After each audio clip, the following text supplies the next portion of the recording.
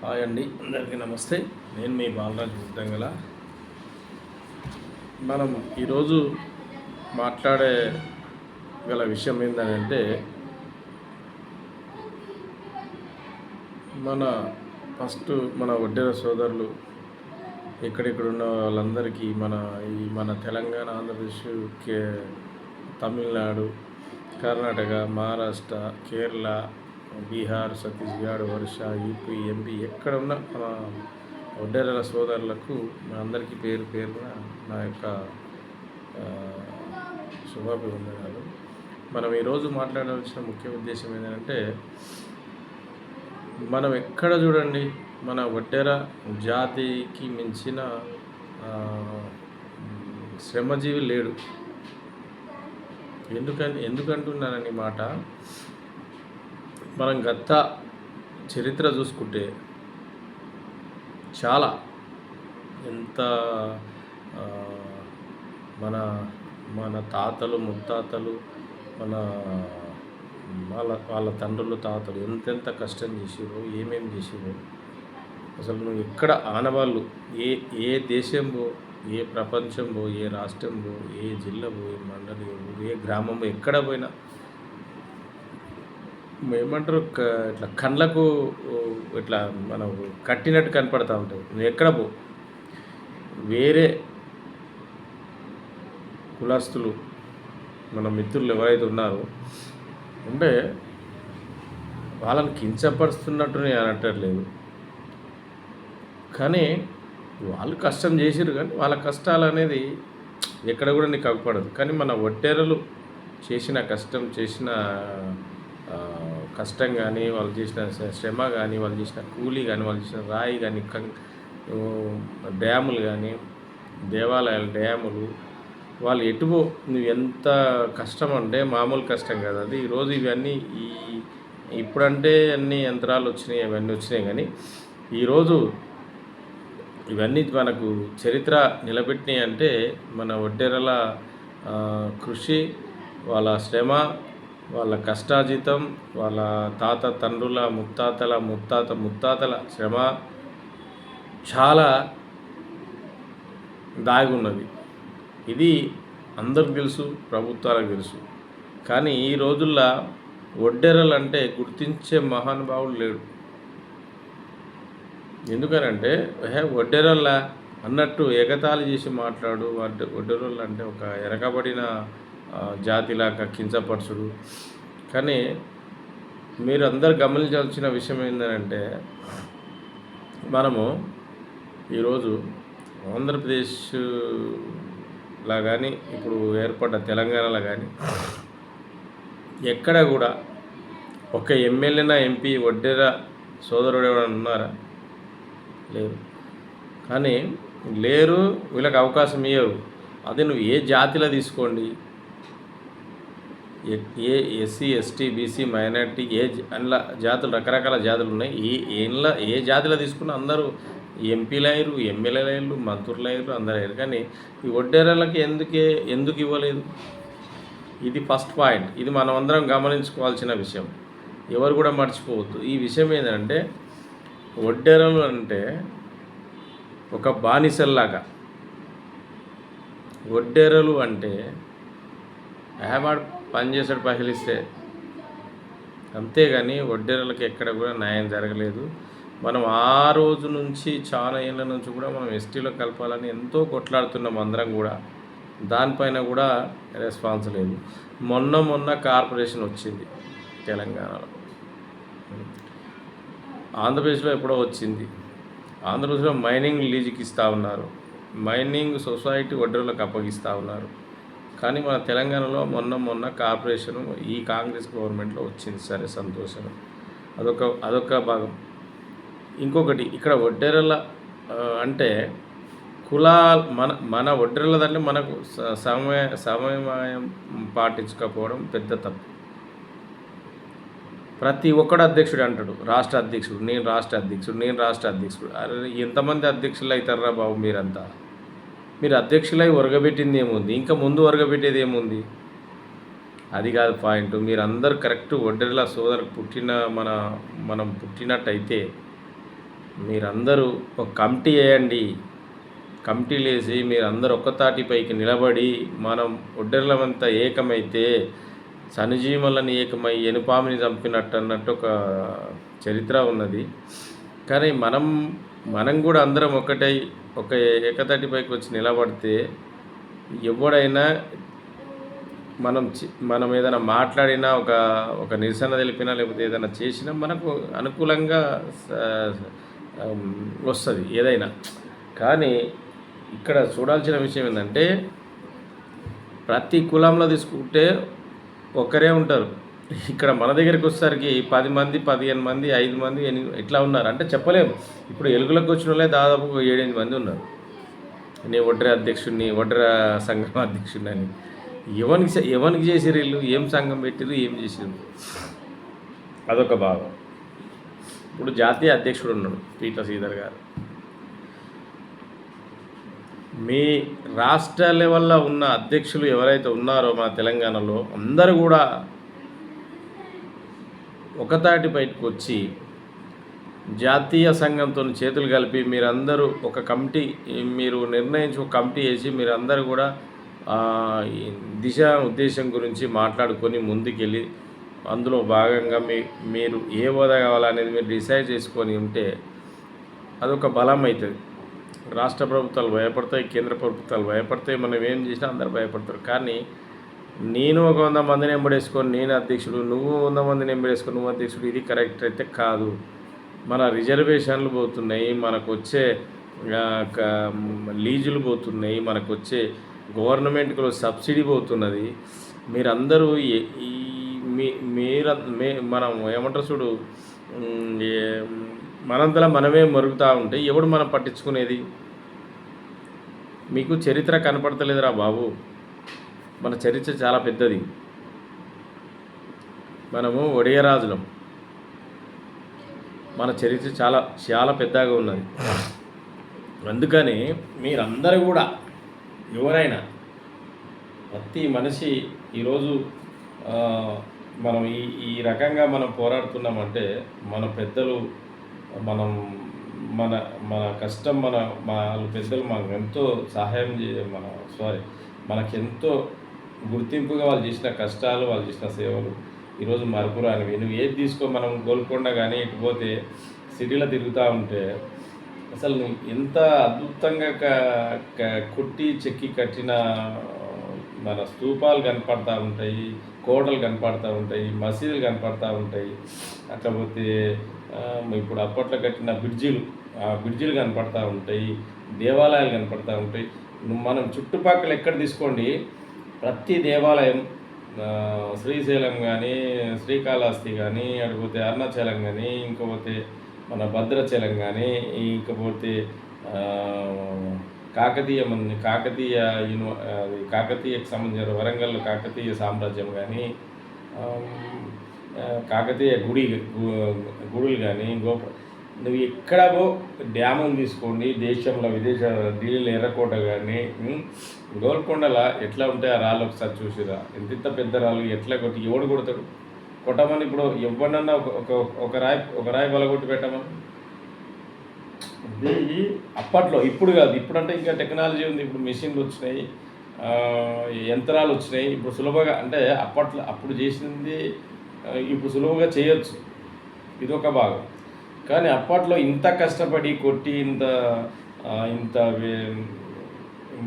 ఇంత కష్టపడ్డ మన శ్రమజీవులు, మన ఒడ్డెర జాతికి గుర్తింపు లేదు. ఒక్కడన్నా ఒక ఎమ్మెల్యేనన్నా ఒక ఎంపీ అన్న అసెంబ్లీలో ఉన్నాడా? ఏం చేస్తున్నారా ఆయన? మీరంతా రండి, ముందుకు రావాలి మీరంతా. మన ఒడ్డెర సోదరులు ఎక్కడెక్కడ ఉన్నారు, ఏ గల్లీలో కూర్చున్నారు, లేకపోతే ఊర్లో కూర్చున్నారు, మీరు బయటికి వెళ్ళాలి. బయటికి వెళ్ళి మాకు నిలదీయాలిపోయి మీరు ఏ పార్టీల టికెట్ కావాలని మనం ఖచ్చితంగా నిలదీయాలి. బీజేపీ కానీ, కాంగ్రెస్ కానీ, టీఆర్ఎస్ కానీ, ఇంకో పార్టీ కానీ ఏ పార్టీ అయినా మీరు నిలదీయాలి. తర్వాత వాళ్ళు ఈయన పక్షంలో మీరు ఇండిపెండెంట్ వేయాలా. ఇండిపెండెంట్గా వేసి గెలుస్తామా ఓడతామా పక్కన పెడితే మన ఒడ్డెర జాతి ఉందని మనం గుర్తు చేయడానికి కూడా మనకు గుర్తు చేయాలంటే కూడా ఖచ్చితంగా మనం నామినేషన్ వేయాలి. మీరందరూ కూడా మీ మీ ధర మీరు అందరు ఇవాళ రేపు ఒడ్డెర జాతులు ఎప్పుడు తక్కువ అనేది లేదు, కానీ బయటికి వెళ్తలేరు, భయపడతా ఉన్నారు, బయటికి వెళ్తలేరు. ఖచ్చితంగా మీరు ముందుకు వచ్చి మీరు ఖచ్చితంగా నామినేషన్ వేసి ఒంటరిగా నిలబడ్డా సరే ఎవడు వేయకుండా ఒంటరి నామినేషన్ వేసి మీరు అవతలను భయపెట్టించే దిశగా మీరు ముందు అడుగు వేస్తే ఈరోజు గవర్నమెంట్ అనేది భయపడుతుంది, ఖచ్చితంగా భయపడుతుంది. మీరు ఆ దిశగా మీరు ముందడుగేయాలి. ప్రతి ఒడ్డెర జాతి బిడ్డ ఎవరైనా సరే ముందుకు వచ్చి ఖచ్చితంగా మాకు ఎమ్మెల్యే టికెట్ కావాలని మీరు ఆశించాలి, తప్పు లేదు. మీరు అడిగేదాంట్లో తప్పు లేదు. అలాగే ఇప్పుడు వచ్చే మన MPTC, ZPTC, GHMC, municipal corporation ఏ ఎన్నికైనా సరే మీరు ఖచ్చితంగా మాకు ఈ టికెట్ కావాలని మీరు ఖచ్చితంగా ఏ పార్టీకి అనుకూలంగా ఉన్న వ్యక్తులు ఉంటే ఆ పార్టీలో మీరు ఖచ్చితంగా మీరు ఫోర్స్ చేయాలి. ఒక టికెట్ కావాలని అడగాలి. గెలుస్తామా ఓడతామా తర్వాత బాగా ఖచ్చితంగా, ఎందుకంటే మనం అందరం కూడా పోటీలో నిలబడ్డ వ్యక్తులం అవుతాము. మీరు కూడా ప్రతి ఒక్కరూ మీరు ఈ దిశగా ముందడుగేస్తే ఖచ్చితంగా రానున్న రోజుల్లో సక్సెస్ పొందే అవకాశాలు ఖచ్చితంగా ఉంటాయి. మీరు ఈ దిశగా మీరందరూ కూడా ఆలోచించి మనం ఖచ్చితంగా మన ఒడ్డెర జాతిని ఇంకా పైకి తీసుకొచ్చవలసిన బాధ్యత మన ఒడ్డెర సోదరులు అయిన మనటువంటి అందరి మీద ఉన్నది. ఏ రాష్ట్రమైనా సరే, ఏ జిల్లా, రాష్ట్రం, ఊరు, మండలం ఎక్కడైనా సరే భారతదేశంలో ప్రతి పౌరుడు ఒడ్డెర జాతికి చెందినటువంటి బిడ్డలు ఎవరైతే ఉన్నారో వాళ్ళు ఖచ్చితంగా ఇది నాకెందుకులే అనుకోకుండా మీరు ఖచ్చితంగా మనం ఈ దీనిపై ముందుండాలి. సరే నేను గెలుస్తానా ఓడతానా పక్కన పెడితే నువ్వు పైసలు నువ్వు చేతనైన వరకే పాంచు, నీకు పైసలు నువ్వు పాంచాలనే రూల్ ఏం లేదు. లీడింగ్ మనం స్టాండర్డ్లో ఉన్నామా లేదా, మనం నిలబడ్డామా లేదా అనేదే కావాలి ఫస్ట్. కానీ ఆ దిశగా మనందరం కూడా ఆలోచన చేస్తే గవర్నమెంట్ మన పార్టీలకు వెళ్ళి మనకు కూడా ఏ పార్టీ అయినా సరే పార్టీలకు వెళ్ళి మనకు టికెట్ రావడానికి అవకాశాలు ఉంటాయి. మీరు ఖచ్చితంగా ఆ దిశగా మీరు అందరూ ఆలోచించి ముందడుగేస్తారని నేను మనస్ఫూర్తిగా కోరుకుంటాను. కాకపోతే ఏంటంటే చరిత్ర అనేది మన ఒడ్డెరకు తప్ప ఇంకొక జాతికి ఎక్కడ కూడా నీకు కనపడదు. ఎందుకు కనపడదంటే నువ్వు ఏది తీసుకోండి, పాత గుళ్ళు కానీ, దేవాలయాలు కానీ, డ్యాములు కానీ, విలేజ్ మనకు ఎక్కడ ఏదన్నా తీసుకోండి, నువ్వు ఎటుపో మనం కొట్టింది, మనం కట్టింది, మనం ఇట్లా పోతే మనకు కనపడుతుంది. ఎవరి చరిత్ర కూడా కనపడదు. కానీ మనకి ఈరోజు గుర్తింపు లేకుండా పోయింది. నేను అందుకే ఈ విషయంపై మేము ఆలోచించి గత జరిగిన ఇంటర్వ్యూలో కూడా నేను ఈ విషయంపై మీకు తెలియజేయడం జరిగింది. అట్లాగే మన ఒడ్డే ఓబన్న విగ్రహం కూడా మనం ప్రతిష్ఠించుకోవాలని ఈ దిశగా నేను నా వంతు పోరాటం చేస్తూ ఉన్నాను. మీరు అందరూ కూడా మీరు చేయితోనిస్తే ఖచ్చితంగా ఒడ్డే ఓబన్న విగ్రహం మనం ప్రతిష్ఠించి భారీ ఎత్తున మనం దీనిపై ఒక ఉద్యమాన్ని లేపే దిశగా మనం అడుగులు వేయాలి. ఖచ్చితంగా మనం ఎస్టీ జాబితాలో కలపాలని ఆ రోజు నుంచి కొట్లాడుతున్నారు.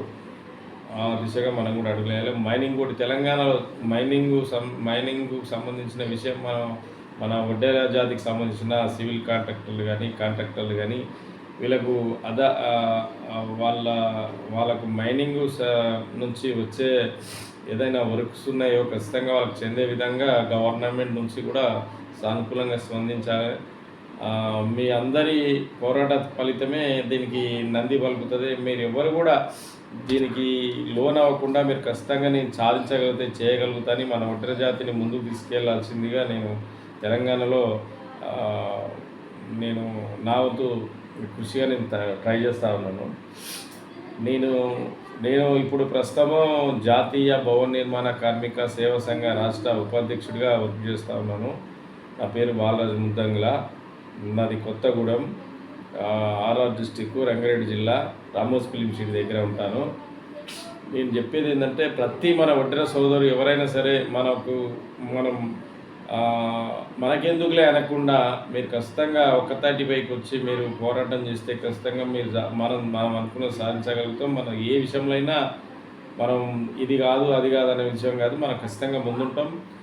ఏ విషయం పైన మీరు ఫస్ట్ ఈ ఇట్లాంటి విషయాలు మన ఈ ఎన్నికల విషయాలే కానీ ఏదైనా ఇప్పుడు మన ఒడ్డెర సోదరులకు ఎక్కడైనా అన్యాయం జరిగినా మనం అందరం ఒక్కతాటిపై నిలబడితే అవతల వ్యక్తి ఆ, పరిస్థితి ఎట్లా ఉంటుందో ఒకసారి మీరు ఆలోచించాలి. చాలా అన్యాయాలు జరుగుతున్నాయి. మన ఒడ్డెర వాళ్ళకి పనులు చేపించుకొని డబ్బులు ఇవ్వకపోవడం, వాళ్ళకు నానా ఇబ్బందులు పెట్టడం, వాళ్ళని కొట్టడం, తిట్టడం, సంపుతం చేస్తాం, మరే ఇదే తొట్టి తోరి అని అడ్డగోలుగా మాట్లాడుతున్న చాలామంది మన దగ్గరికి వస్తూ ఉన్నారు. మేము ఎందుకనంటే ఒడ్డెర జాతి అని అంటే చాలా మెరుగైన జాతి. ఈరోజు ఇల్లు కట్టాలన్నా ఒడ్డెర జాతి లేని ఇల్లు కాదు. గనేట్ కట్టడానికి మన ఒడ్డెరోళ్ళు కావాలి, గుణాలు తోవడానికి మన ఒడ్డెరోళ్ళు కావాలి, గుంతలు తోవడానికి ఒడ్డెరోళ్ళు కావాలి, బెందడు కంకర నువ్వు ఏది తీసుకో కొట్టడానికి, చేయడానికి, స్లాబ్లు వేయడానికి, కట్టడానికి కూడా మన ఒడ్డెరోళ్ళు కావాలి. కానీ దానికి గుర్తింపు అనేది లేదు. మన ఒడ్డెర జాతికి గుర్తింపు అనేది లేదు. ఆ గుర్తింపు వచ్చే దిశగా మనం ఖచ్చితంగా పోరాడదాం. మనకు మైనింగులు కానీ, మనకు రావాల్సిన బెనిఫిట్స్ ఏమేమి ఉన్నాయో దానిపై మనం అందరం కూడా కొట్లాడి మనం కూడా రాజకీయాలకు రావాలని మీరు ఖచ్చితంగా మీ స్థానాల్లో ఏదైనా సరే ఎక్కడ ఖచ్చితంగా మీరు పోటీ చేయాలి. మీరు భయపడద్దు. ఎందుకు భయపడతారు? ఎవరైనా భయపడద్దు. నేను నిలబడతాము అనాలి, పోటీ చేయాలి, గెలుస్తామా ఓడతామా తర్వాత విషయం. ఆ దిశగా మీరందరూ ముందడుగు వేసి మన ఒడ్డెర జాతికి మేలు చేకూర్చే విధంగా మీ ఆలోచనలు ఉండాలి. మన ఆలోచన ఉండాలి, మనందరి ఆలోచన ఉండాలి. స్టేట్ కానీ ఏదైనా ఎక్కడైనా జిల్లా లెవెల్, గ్రామం, స్టేట్ ఎక్కడైనా సరే దిశగా అడుగులేస్తే ఖచ్చితంగా ప్రతి ఒక్క డిపార్ట్మెంటు ఎవరైనా సరే మనం ఒక్కతాటిపై ఉన్నప్పుడు అందరూ కూడా భయపడతారు. దిశగా మనం అడుగులేసి మనము ఎన్నో సేవలు చేసినాం. ఈరోజు ఇవన్నీ ఇప్పుడు మనం ఈ బిల్డింగ్ డ్యాములు కానీ, గుళ్ళు కానీ, గోపురాలు, మందిరాలు ఎక్కడ అపురాతన కట్టిన అన్నీ చూస్తూ ఉంటే అలా ఇప్పుడు పూర్వకాలంలో అప్పుడు క్రెషాలు, మిషన్లు ఇవన్నీ లేవు. ఆ రోజుల్లో మన ఒడ్డెర జాతి కంకర కొట్టి చిన్నగా సైదు కంకర కొట్టి రోడ్లు వేసి ఈరోజు బస్సులు తిరుగుతూ ఉన్నాయంటే ఆ రోజు నుంచి ఈ రోజు వరకు మన ఒడ్డెర జాతి సంకల్పమే. అది ఇంకొక ఆలోచన లేదు, ఇంకొక ఆలోచన రాదు. మీరు ఎందుకు దీనిపైన ఏ గవర్నమెంట్ అయినా చాలా చిన్న చూపు చూస్తున్నది. ఒడ్డెర జాతికి ఫస్ట్ ప్రిఫరెన్స్ ఇవ్వాలి. ఏ ప్రభుత్వం వచ్చినా ఒడ్డెర జాతికి ఫస్ట్ ప్రిఫరెన్స్ ఇవ్వాలి. ఒడ్డెర జాతి లేని ఈరోజు రాష్ట్రాలు, దేశాలు, గ్రామాలు, మండలాలు, జిల్లాలు ఎక్కడ కూడా లేవు. వాళ్ళు కట్టంది ఏది లేదు ఈరోజు. కానీ వాళ్ళకే చిన్న చూపు చూస్తూ ఉన్నారు ఈరోజు. కానీ అదే నేనేం చెప్తున్నానంటే ప్రతి మన ప్రభుత్వం ఏదొచ్చినా సరే ఫస్ట్ ఒడ్డెర జాతిని అనేది దాన్ని ఏమంటారు, ఒక గౌరవపదమైన గౌరవం ఇవ్వాలి.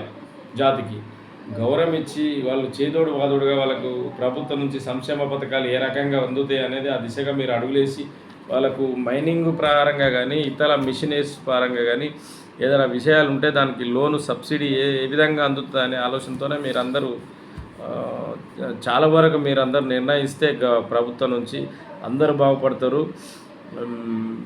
మీరు ఏ విషయమైనా మీకు చేదోడు బాదోడుగా చేయూతనివ్వడానికి కూడా మన ఒడ్డెర జాతి రెడీగా ఉంటుంది. ఏ ప్రభుత్వమైనా సాయం చేసే దిశగా అడుగులేస్తే వాళ్ళకు మద్దతు ఖచ్చితంగా ప్రకటిస్తుంది. ఆ దిశగా నేను ఈరోజు ఈ వీడియో చేయడం జరుగుతున్నది. జై ఒడ్డెర, జై ఒడ్డెర. మనం త్వరలోనే ఒడ్డె ఓబన్న విగ్రహ ప్రతిష్టలో కలుద్దామని మీకు అందరికీ మరోసారి మన ఒడ్డెర జాతికి నమస్కారాలు తెలియజేస్తూ జై ఒడ్డెర, జై ఒడ్డెర, జై హింద్.